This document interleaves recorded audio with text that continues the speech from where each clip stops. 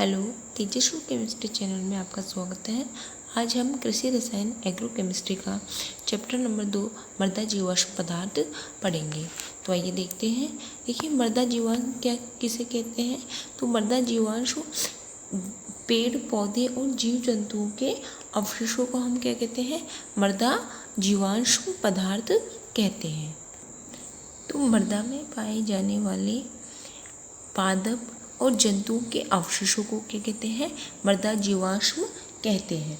पादप के अवशेषों में जैसे कि पेड़ पौधों की पत्तियां, पेड़ पौधों की क्या आ जाएंगी?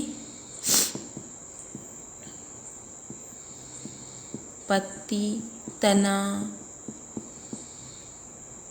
जड़, टहनियाँ, ये सभी इनके अवशेष, ये सभी इनके अवशेष आएंगे। जीव जंतुओं के ताजे अपशिष्ट, जीव जंतु के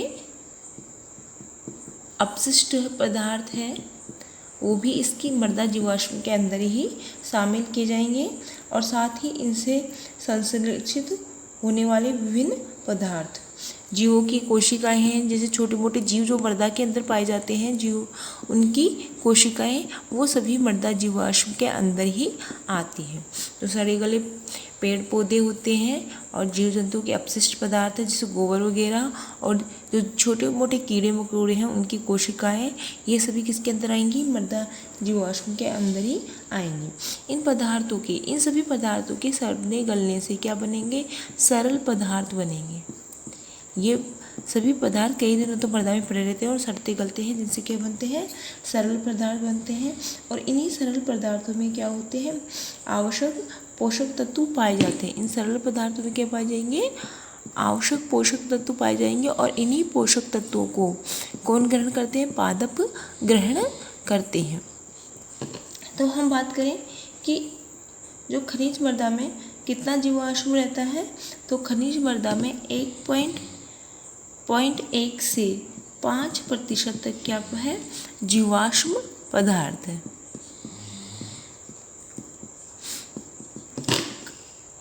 कितना मिलेगा? 0.1 से 5% तक जीवाश्म पदार्थ बनेगा। इस जीवाश्म पदार्थों के विच्छेदन से तथा इनके अपघटन से, जब ये पेड़ पौधे की पत्तियां, टहनियाँ, जीव जंतु के अपशिष्ट पदार्थ, ये सभी अच्छे से सड़ जाते, गल जाते हैं, अपघटित हो जाते हैं, तो इनके अपघटित हो जाने से ये काले भूरे रंग के पदार्थ में बदल जाएंगे। इनका रंग कैसा हो जाएगा? काला भूरा रंग हो जाएगा। और इस काले भूरे रंग को ही बोलते हैं, काले भूरे रंग का जो पदार्थ होता है वही कहलाता है ह्यूमस। तो इस पार्ट में हम ह्यूमस निर्माण की क्रिया का भी अध्ययन करेंगे। अब देखिए, जो मृदा जीवाश्म के स्रोत क्या क्या है, कहाँ कहाँ से हमें मृदा जीवाश्म पदार्थ हैं या फिर ये जीवाश्म पदार्थ हैं वो मिलेंगे। तो आइए देखते हैं। तो जीवाश्म पदार्थ हमें 2 स्रोतों से प्राप्त होते हैं, पादप स्रोत और जंतु स्रोत।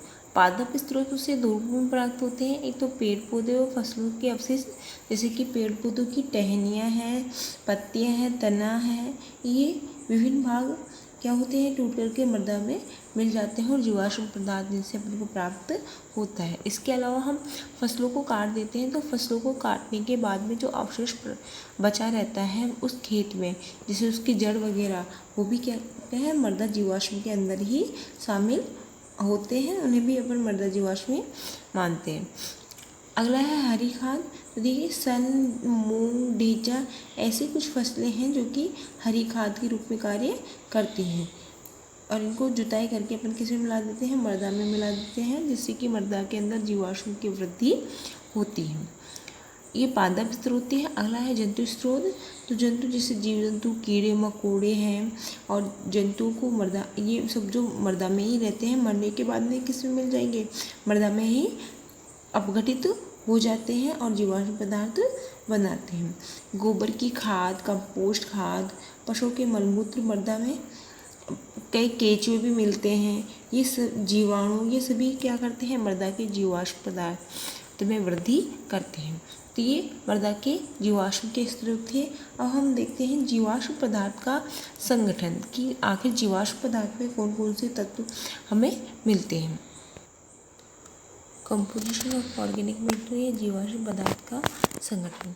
तो देखिए जो जीवाश्म पदार्थ होता है वो एक पेड़ पौधों व जंतु के अवशेषों से बना हुआ एक जटिल पदार्थ होता है। इसमें पेड़ पौधों के और जंतुओं के क्या होंगे, अवशेष होंगे, और इसमें ये क्या होता है, बिल्कुल जटिल पदार्थ होता है। अब इसके संगठन में क्या क्या होते हैं ये हमें देखना है। तो जीवाश्म पदार्थ का 90% से अधिक भाग होता है वो तो 3 तत्वों कार्बन, हाइड्रोजन और नाइट्रोजन इनसे मिलकर बना हुआ होता है। इसका ये 90% भाग बना होता है। इसके अतिरिक्त इसमें नाइट्रोजन, फास्फोरस, मैग्नीज, पोटेशियम, तांबा इत्यादि होते हैं जो पौधों में क्या है, सहायक वृद्धि तत्व होते हैं। जो मृदा के जीवाश्म होते हैं, जो यौगिक होते हैं, उनको 2 भागों में बांटा गया है। एक है कार्बनिक और एक है अकार्बनिक पदार्थ। जो अकार्बनिक पदार्थ है उनके अंदर आते हैं calcium, magnesium, sodium, potassium, manganese, लोहा, जिंक, कॉपर। कार्बनिक पदार्थों को 2 भागों में बांटा है, नाइट्रोजन युक्त यौगिक और नाइट्रोजन रहित यौगिक। नाइट्रोजन युक्त जो यौगिक है उनको भी 2 भागों में आगे बांटा है। जल में विलय यौगिक जैसे कि नाइट्रेट, एमाइड और एमिनो अम्ल इसके अंदर आते हैं। और एक है जल में अविलय यौगिक, इसके अंदर आते हैं पेप्टोन्स, पेप्टाइड, प्रोटीन्स। जो जीवाश्म पदार्थ में प्रोटीन की मात्रा होती है वो होती है 1 से 15% तक। तो ये तो कार्बनिक यौगिक का नाइट्रोजन युक्त वाला भाग था। अब दूसरा भाग होता है नाइट्रोजन रहित वाला भाग, और इस नाइट्रोजन रहित भाग को आगे बांटा गया है 3 भागों में, कार्बोहाइड्रेट, ईथर घुलनशील और लिग्निन में। जो कार्बोहाइड्रेट होते हैं इसके अंतर्गत मिलते हैं हमें शर्करा, हेमिसेलुलोज, सेलुलोज और स्टार्च। हेमिसेलुलोज 20 से 50% तक भाग बनाता है जीवाश्म पदार्थ का, सेलुलोज 10 से 28% तक, और स्टार्च बनाता है 1 से 5% तक। ईथर होते हैं वो आगे 2 प्रकार के, वसा व वशीय यौगिक। ईथर घुलनशील किसमें है, वसा व वशीय यौगिक। इसके अंतर्गत आते हैं, इसमें कितना भाग बनाता है जीवाश्म ईंधन का, 1 से 8% तक का भाग बनाता है। अगला जो नाइट्रोजन रहित यौगिक है वो है लिग्निन, जो कि 10 से 30% तक भाग बनाता है। तो ये था जीवाश्म पदार्थ के प्रकार। तो ये था जीवाश्म पदार्थ के संगठन। अगला टॉपिक है जीवाश्म पदार्थों का विच्छेदन, डिकम्पोजिशन ऑफ ऑर्गेनिक मैटर। तो देखिए जीवाश्म पदार्थों के विच्छेदन से तात्पर्य है कि मृदा में पाए जाने वाले जो सूक्ष्म जीव होते हैं जैसे बैक्टीरिया, फंजाई, एक्टिनोमाइसीट्स आदि, ये सूक्ष्म जीव क्या करते हैं, जीवाश्म पदार्थों को सरल यौगिकों में परिवर्तित कर देते हैं। मतलब जीवाश्म पदार्थों का सूक्ष्म जीवों की सहायता से सरल यौगिकों में बदलना क्या कहलाता है, जीवाश्म पदार्थों का विच्छेदन। तो हम इसकी परिभाषा लिखेंगे, वह प्रक्रिया जिसमें मृदा में उपस्थित सूक्ष्म जीव जैसे बैक्टीरिया,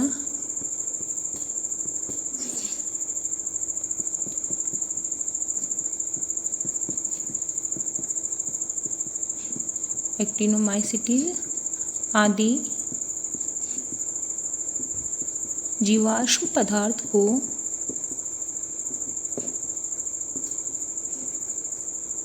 सरल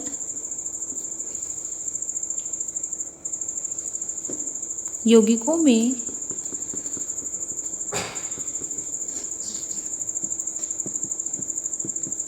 परिवर्तित कर देते हैं।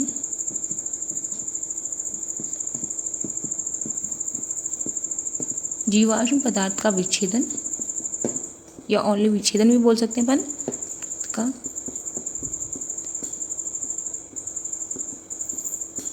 कहलाता है। तो जिसके द्वारा जीवाश्म पदार्थों को सरल अणु में परिवर्तित किया जाता है उस प्रक्रिया को अपन क्या बोलते हैं, जीवाश्म पदार्थ का विच्छेदन कहते हैं।